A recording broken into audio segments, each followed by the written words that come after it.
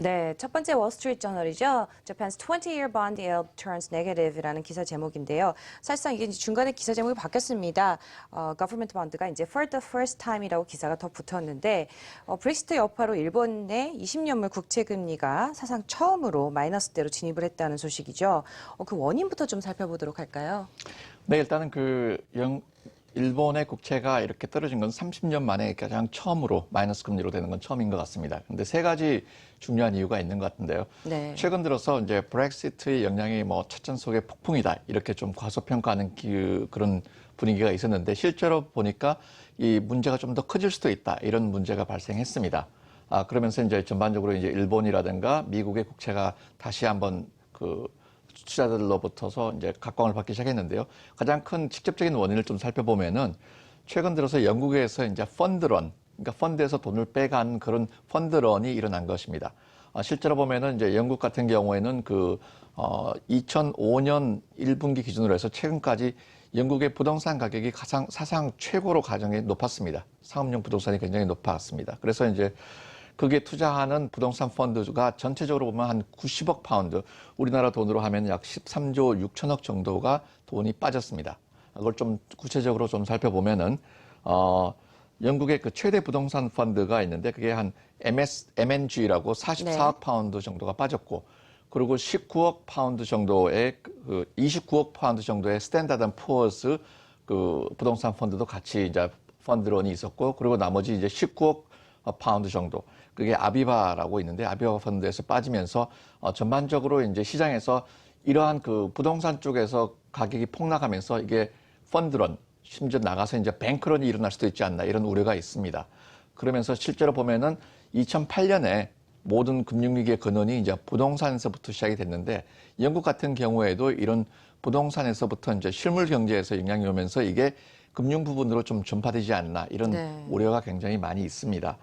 실제로 보면은 이제 그 2008년에 금융위기 당시에 이제 부동산 가격이 폭락하면서 영국 같은 경우에는 그 당시에 2008년에 금융위기가 오기 전과 후를 비교하면은 약 한 40% 정도의 부동산 가격이 폭락한 경험이 있습니다. 네. 이게 첫 번째 이유고, 그리고 이제 그렇게 되면서 이제 영국의 이제 파운드화 가격이 굉장히 많이 떨어졌습니다. 그렇죠. 이게 이제 최근 들어서 31년 만에 최저치로 약 1.2961 파운드로 떨어지면서 1.3 밑으로 떨어진 건 아마 이게 31년 만에 처음으로 떨어진 것 같습니다. 그래서 이제 이런 영국의 파운드화가 좀 약세가 되고 영국의 부동산, 실물 경제 쪽에서 펀드론, 이게 좀 뱅크론으로 갈 수 있다 이런 우려가 있고, 그러면서 이제 서서히 안전자산인 일본 국채가 다시 매입이 되면서 일본 국채 쪽에서 아무리 이제 경제와 관계없이 일본 국채가 안전자산으로 각광을 받으면서 많이 매입을 하게 된 거죠. 네. 뭐 또 미국 국채 쪽을 살펴보지 않을 수가 없을 것 같아요. 뭐 또 이번 브렉시트 여파로 인한 일본의 국채 가격 마이너스로 진입을 했는데 뭐 추세가 계속 지속이 될 거라고 보시는지 또 미국 쪽 국채는 또 어떻게 보시는지 좀 함께 살펴주시죠. 네, 지금 현재 이제 일본 국채에 영향을 줄 수 있는 가장 중요한 요인은 7월 29일에서 27일에서 29일 사이에 있는 일본 중앙은행의 미팅입니다. 그때 보면은 아무래도 시장에서는 지금 현재 0.1%의 마이너스 금리를 유지하고 있는 일본 중앙은행이 아마 추가 양적 완화를 할 것이다. 이런 예상이 있습니다. 그리고 이제 니혼 게이자이 신문에 따르면은 만약에 이제 일본 옌이 달러당 90옌 정도에 진입을 하게 되면은 정부가 어떤 방향이든지 직접적이든 간접적이든 간에 개입을 해서 좀 옌을 좀 지원할 거고, 그 다음에 이제 BOJ에서도 좀 추가적으로 양적 완화를 할 것이다. 이런 전망이 있습니다. 그리고 이제 미국 국채 같은 경우는 이제 10년 만기 국채 금리가 최근 들어서 제가 아마 1.4%라고 말한 것 같은데 가장 최근에는 1.367%까지 떨어지면서 이게 정말 사상 최저로 떨어졌습니다. 그러면서 이제 국채 가격이 유럽에 있는 국채는 그 이상 투자할 가치가 없다. 이런 게 이제 시장에 놀리고, 미국 그래도 이제 투자할 수 있는 가치가 있는 거는 미국의 국채하고 일본의 국채다. 그래서 이제 미국 국채 같은 경우는 좀 더 하방 압력, 그러니까 이제 국채 가격으로는 좀 상승 압력을 받을 것으로 지금 예상을 하고 있습니다. 네. 네네. 미국 국채 흐름까지 함께 살펴봤습니다. 이어서 두 번째 이슈도 확인해 보시죠.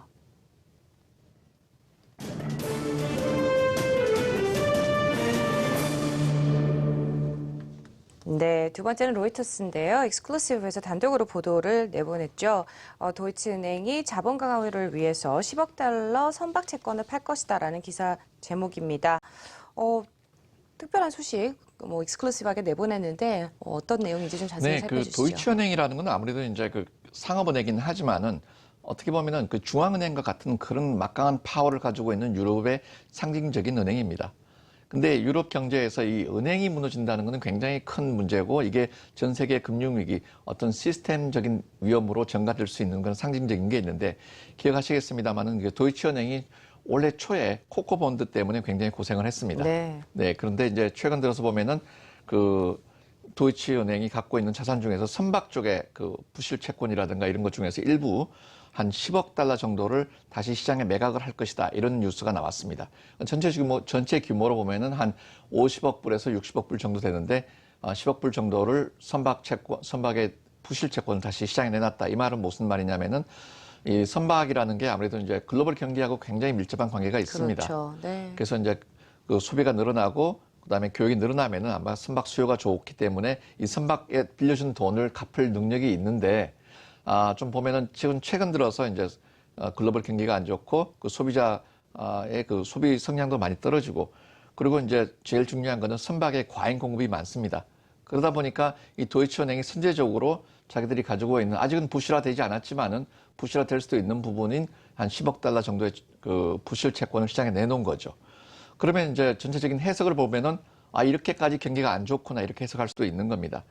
그래서 이제 이런 배경에서 도이치은행이 나빠질 것이다. 이렇게 보면은 전반적으로 유럽 경기 자체가 안 좋아지는 게 아니냐 이런 상징적인 의미가 있는 것 같습니다. 네, 유럽은행권 전반으로 커질 가능성 이렇게 얘기를 하고 있는데 네네. 어떻게 보세요? 가능성이 있다고 보시나요? 네, 저는 어느 정도 좀 가능성이 조금 있다고 봅니다. 제일 문제가 되는 것이 이제 지금 현재 도이치은행 같은 경우는 그럴 수도 있습니다. 전체적으로 보면은 부실 채권의 비율이 한 5% 정도밖에 안 되는데 다른 유럽은행의 부실 채권의 비중을 보면은 한 10%에서 15% 정도로 굉장히 부실 채권의 비중이 높습니다. 네. 아마 예전에 한번 그런 말씀을 드린 것 같은데 이 유럽에 있는 은행 중에서 가장 부실하게 어떤 뉴스에서 가장 하이라이트를 많이 받는 게 이태리안 은행입니다. 이태리 은행들인데 이태리 은행들의 부실 채권 규모가 전체 유럽 전체 은행에 갖고 있는 부실 채권 규모의 약 한 3분의 1 정도 됩니다. 금액으로 제가 잠깐 체크를 해보면은 3,600억 유로 정도 되는데 우리 돈으로 한 462조 정도 됩니다. 그래서 이제 이러한 이태리 은행의 부실이 유럽의 브렉시트 이후에 금융권 중에서는 가장 취약한 부분으로 이렇게 인식이 되고 있고 실제로 시장에서 이태리 은행들의 주가가 반토막이 나고 아무도 이태리 은행의 주식이라든가 채권이라든가 이런 걸 사지 않는 그런 현상이 나고 있습니다. 그리고 이제 이태리아 주식시장에서 보면은 은행 업종의 주가 지수가 그렇게 반토막이 떨어졌고 국채도 보면은 10년 물짜리가 스페인보다 좀 낮은 1.24% 정도로 아주 사상 최저로 좀 내려가고 있습니다. 그렇군요. 네네. 네, 두 번째 이슈도 확인해 봤습니다. 이어서 세 번째 기사도 확인해 보시죠.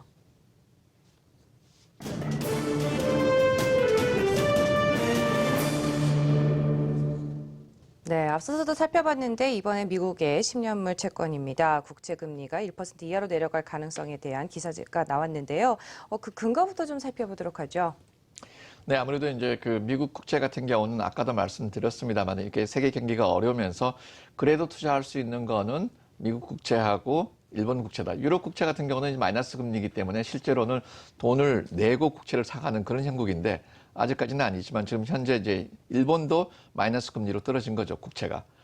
그러면 이제 미국 같은 경우가 그래도 유일하게 플러스 금리로 가고 있는데 현재 이런 추세가 앞으로 지속되지 않고 아마 1% 선을 깨고 내려갈 수도 있다. 이렇게 보고 있는 그런 시각이 있습니다. 네.